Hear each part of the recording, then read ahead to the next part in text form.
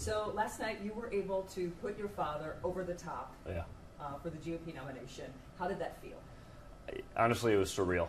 I was saying basically, other than the birth of my children, there's probably nothing quite as intense as that. It was just, when you think of all the hard work that he's put into it, all the people that he's spoken, all the people that have, come up to me and my siblings to be like, thank you for letting him do this, as though I had any control of it whatsoever. But, you see all that emotion, and it's like, wow, now after 18 months of just brutal, you're there. And it was just awesome. It was really cool.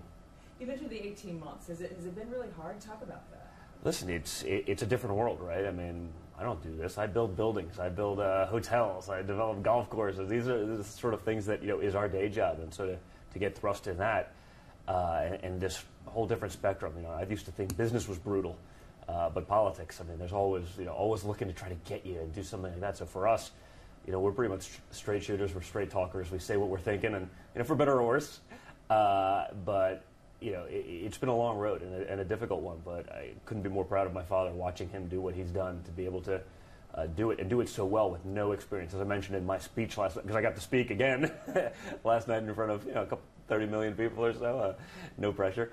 It was awesome. So it was a very intense day.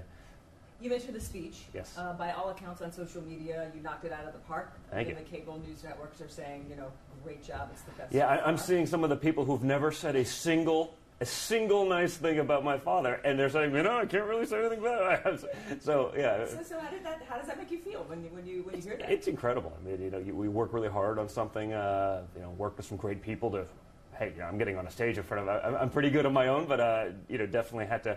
Elicit some advice from some awesome guys that have just helped me with that, and then you just got to get up and deliver.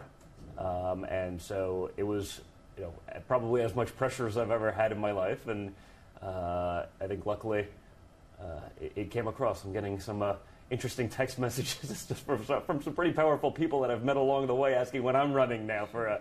So I don't know. I got a lot to still do in my career first, but it's cool. It's a very intense and surreal moment and day yesterday. That's great. So I did hear you mention that you did have some help with the speech. Of course. After what happened with Melania Trump and her speech, did you have to go back and make sure that all the I's were dotted, T's were crossed, and make any changes after that whole debacle? No, I mean, for me, like I said, I have no problem saying that, hey, if I'm going to get on a stage as a business guy and give a political speech.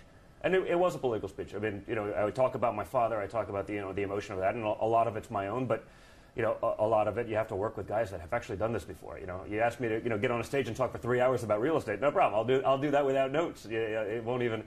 But to talk about a subject that important to me, it was frankly too big a platform, too good an opportunity, because I feel so strongly about what my father's doing. I feel so strongly about sort of the wrong path the country's going down.